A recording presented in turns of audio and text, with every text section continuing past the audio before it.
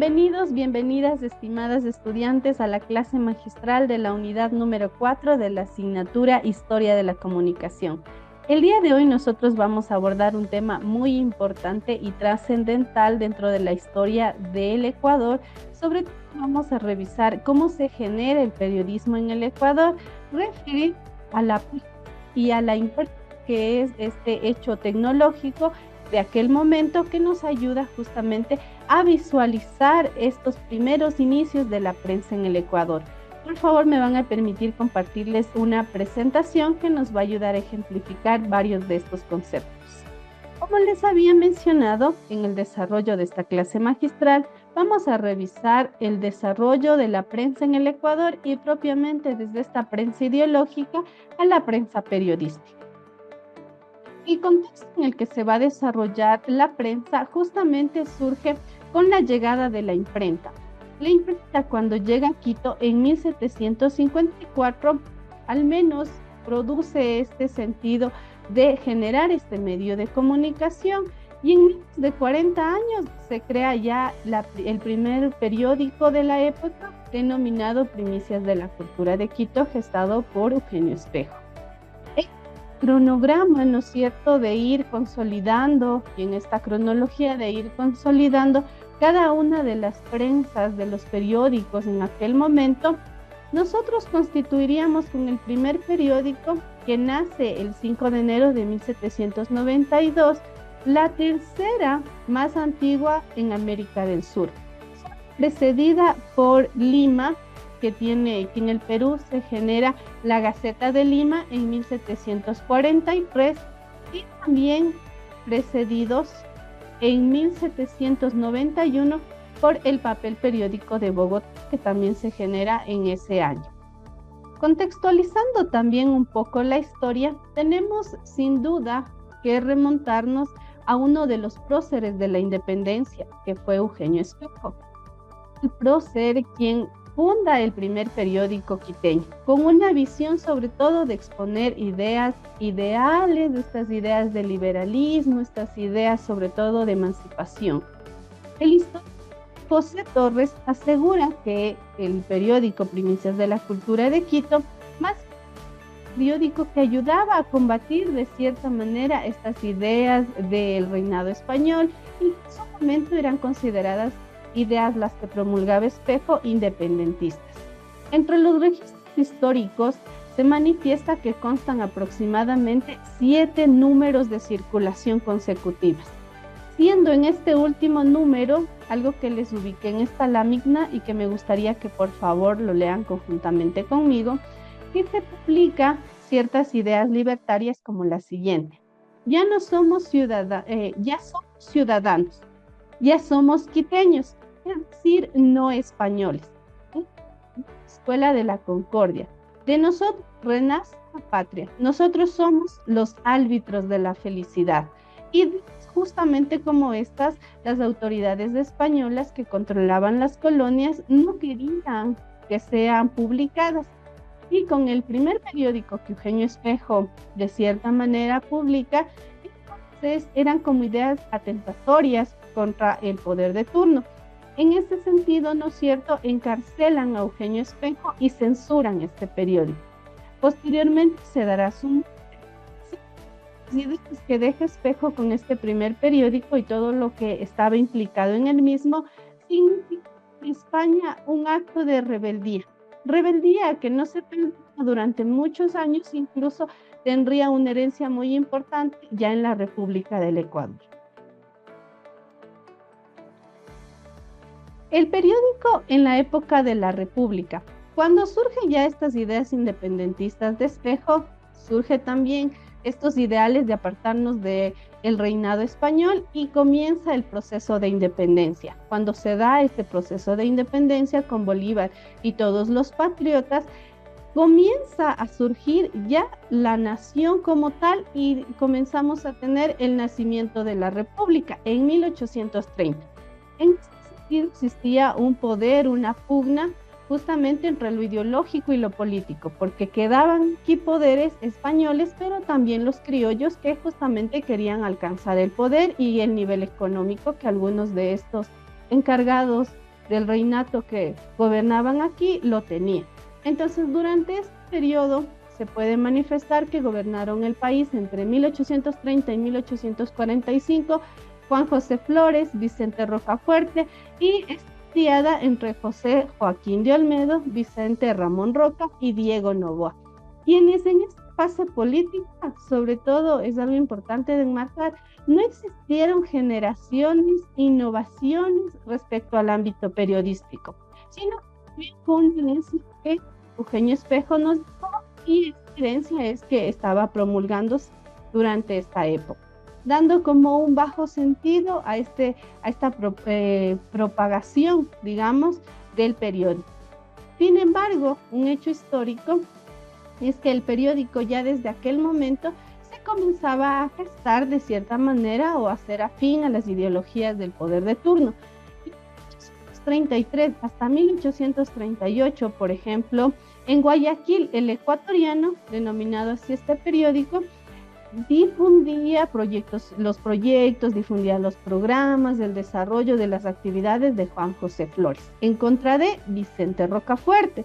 Cuando este segundo ingresa al poder, el periódico cambia su línea editorial y se vuelve a Vicente Rocafuerte, mostrándonos ya que para la época de 1833 los medios de comunicación tenían este juego entre cambiar de ideología mientras estaba algún poder de turno. Algo importante aquí es resaltar que en 1843 Juan José Flores es el primer presidente del Ecuador quien dicta la Carta de la Esclavitud. Muy importante porque quizás es el primer documento donde se en cierto sentido una regulación hacia la prensa, restringía la libertad de prensa y bueno, entre otros aspectos que manifestaba esta Carta de la Esclavitud era que se iba a perpetuar Juan José Flores en el poder. Esta sin duda provoca un montón de revueltas, unas manifestaciones populares en todo el país. El Estado ecuatoriano todavía se encontraba entre los cimientos, entre el querer surgir como es, pero tenía graves problemas financieros. Justamente la guerra, la independencia se tenía que financiar y era un endeudamiento que de cierta manera lo estaba asumiendo el Estado ecuatoriano. Entonces, gobierno de turno, cada gobernante en esta época republicana permitió la implementación o la fundación de ciertos periódicos para que los mismos puedan ser o difundan sus programas políticos, su ideología, el desarrollo de las actividades de estos mandatarios de turno. Entonces, ahí es donde da paso a la siguiente lámina, donde nosotros vemos un sinnúmero de periódicos que se generan desde 1830 y muchos de ellos no se encuentran entre los registros históricos o hay pocas huellas en limitadas facilidades técnicas y económicas de la época. Quizás aquí alguien relevante para el periodismo de la época fue García Moreno.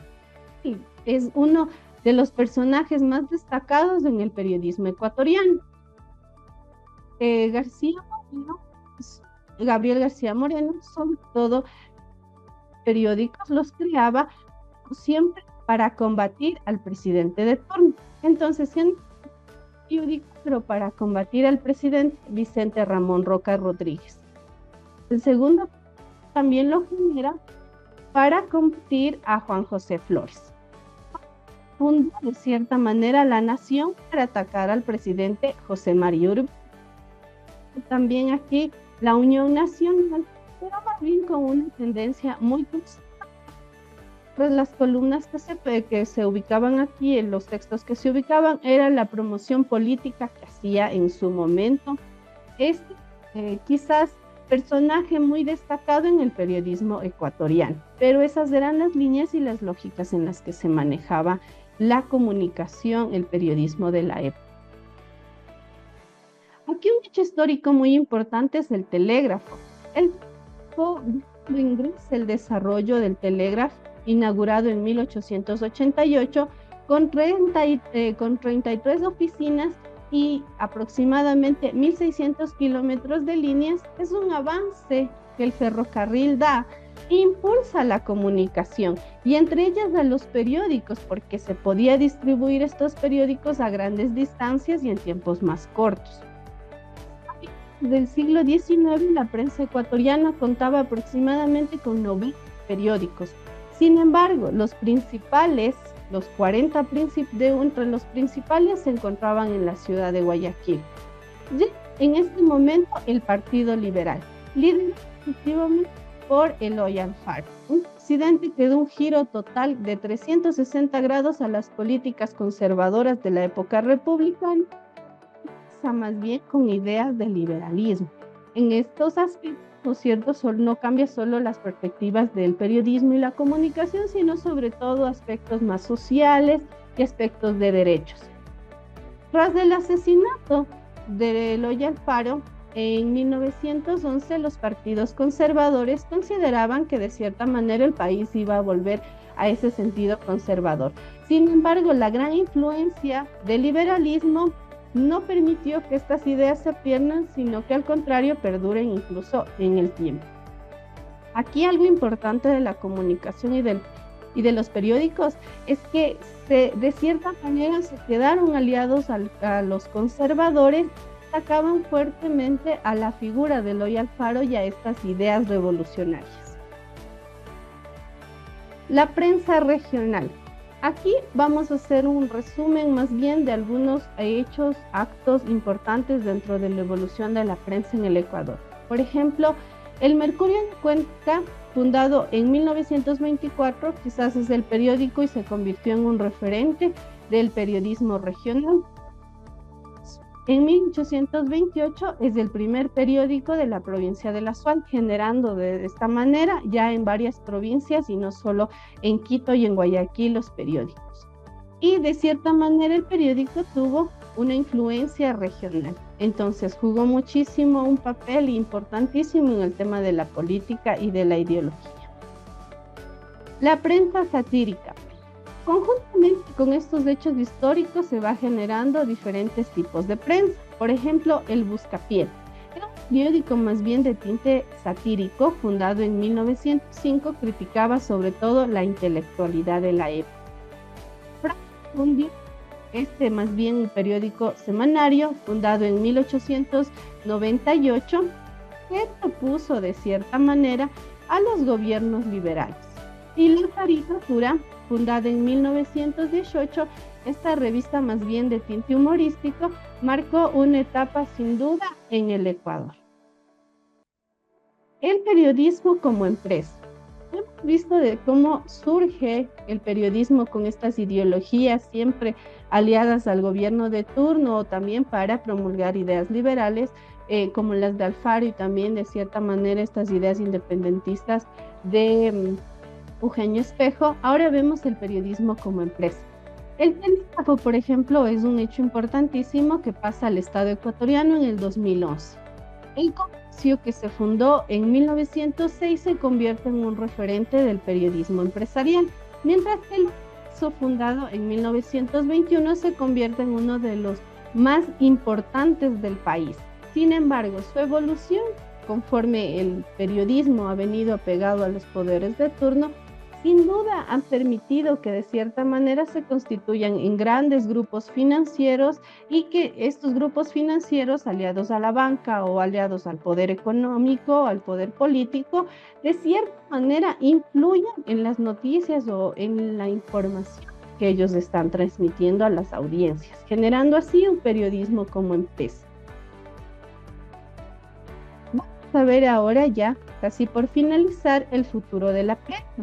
En el futuro de la prensa había ubicado justamente tres aspectos que nos manifestaban. La ley de comunicación, la ley de comunicación cuando entra en vigencia en el 2013 con el registro oficial, comienza y genera a direccionar el futuro de muchos medios de comunicación. Las tecnologías digitales, esta transformación digital de la mutación mediática, sin duda causa un impacto en la industria de la prensa porque cambia las formas y los modelos económicos. Y el desafío, ¿no es cierto?, de la prensa en Ecuador sin duda enfrenta por la competencia, alta competencia digital y que ahora se pueden generar medios incluso en el ámbito digital. reducción de publicidad. Entonces ahora se buscan nuevas formas de financiamiento. Y como conclusión tenemos que sin duda la prensa ecuatoriana ha recorrido un largo camino, desde los inicios como un instrumento de lucha política con Eugenio Espejo hasta su consolidación como una industria estable. El futuro de Ecuador va a depender muchísimo de la capacidad de adaptarse a los cambios tecnológicos y a las nuevas demandas sociales. Fue un gusto compartir esta temática con ustedes. Espero que todos estos conocimientos los puedan aplicar a su vida profesional. Hasta la próxima.